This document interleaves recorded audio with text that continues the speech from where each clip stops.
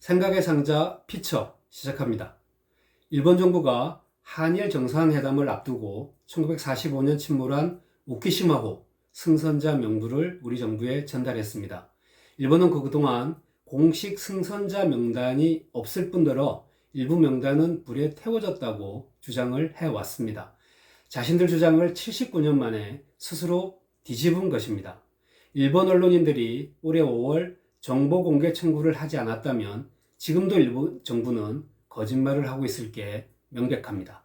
말 그대로 정보 공개 청구 때문에 어쩔 수 없이 강제로 진실이 드러나게 된 셈입니다. 한국 정부가 이번에 받은 승선인 명부는 일본 정부가 보유한 75건 중 19건에 불과합니다. 수많은 우키시마호 희생자들이 아직도 이름이 불리워지지 못한 채 지하에서 통곡하고 있습니다. 우키시마호 사건부터 짚어보겠습니다. 일제가 원자폭탄을 맞고 항복을 선언한 1945년 8월, 수많은 일제 강제징용 노동자들이 귀향길에 오르는데요. 그 중에서도 우키시마호를 타고 귀국길에 올랐다가 참변을 당하는 일이 있었습니다. 교토의 마이주류황 앞바다에서 우키시마호가 원인을 알 수 없는 폭발로 침몰했기 때문입니다. 지금도 폭발 원인과 사망자 규모는 정확히 밝혀진 게 없습니다.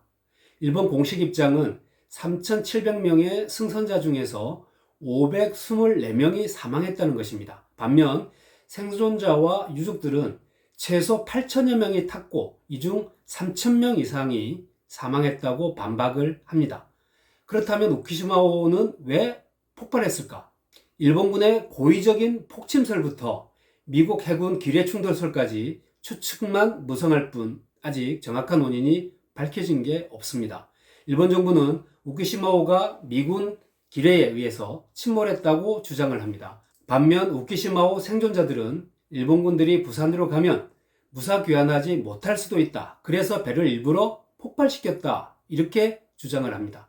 우키시마호가 출항 전 자폭 장치를 설치했다거나 부산항을 향해 직항하지 않고 일본 연안을 따라서 남하하거나 떠돌았다. 또는 일본 승무원들이 폭발 전 미리 탈출했다는 생존자 증언도 계속 나오고 있습니다.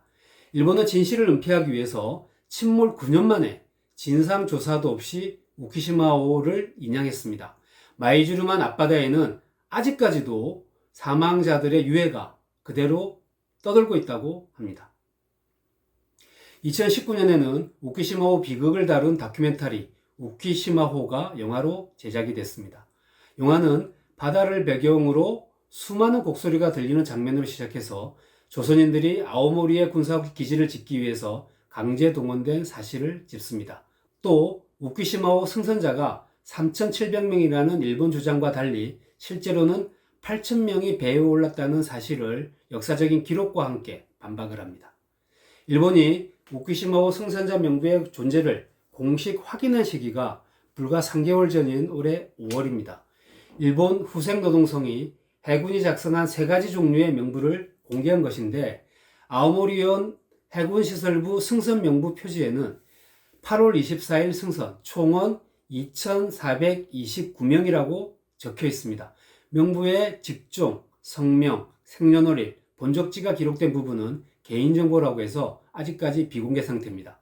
또 일본 통운이라는 기업이 작성한 명부에는 조선인 144명 8월 22일로 기록이 되어 있습니다. 그렇다면 일본은 왜 조선인들을 그토록 많이 강제징용을 했을까요? 우리가 알다시피 일제는 1931년 만주사변을 계기로 총동원령을 발동을 합니다. 식민지 우리 선조들도 전쟁터, 탄광, 군수물자 생산기지 등으로 끌려갑니다. 대일항쟁기 강제동원 피해조사 보고서에 따르면 강제동원된 피해자가 780만 명이 넘는다고 합니다. 그들 중 생존자들은 광복을 맞아 부산항으로 귀국합니다. 이때도 일본은 제대로 된 수송선을 제공하지 않습니다. 그래서 많은 사람들이 작은 어선을 타고 귀국하다가 대한해협에서 목숨을 잃습니다. 여기서 한 가지 따져봐야 될 게 있습니다. 우키시마호 희생자 유족들이 일본을 상대로 청구한 손해배상 소송인데요. 우키시마호 생존자와 유족들은 1992년 일본 정부를 상대로 일본 법원에 소송을 제기를 했는데 2004년 재판 결과는 최종 패소입니다. 일본 정부는 한일 청구권 협정으로 개인 청구권이 모두 소멸됐다고 주장을 합니다. 또 사망자 명부조차 재판부에 제출하지 않습니다.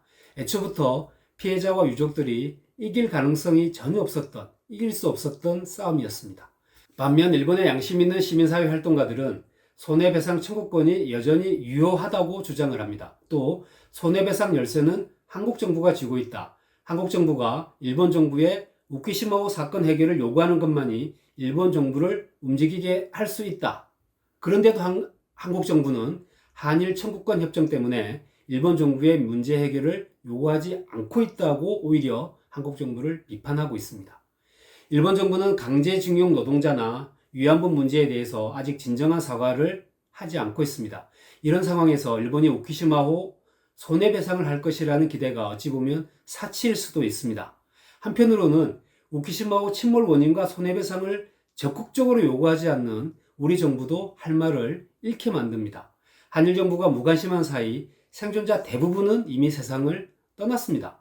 우쿠시마호 조선인 희생자 유골 중 275위는 현재 도쿄의 사찰인 유텐지에 보관돼 있다고 합니다.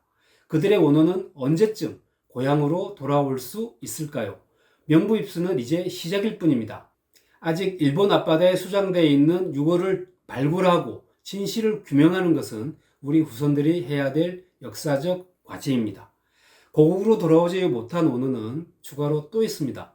최근 일본 나가타현 사도광산이 유네스코 세계유산으로 등재가 됐습니다.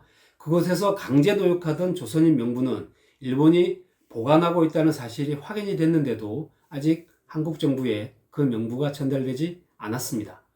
윤석열 정부는 과연 일본 정부에 우쿠시마호 진상 규명 그리고 사도광산 노동자 명부 제공을 요구할 수 있을까요? 생각의 상자 피처였습니다.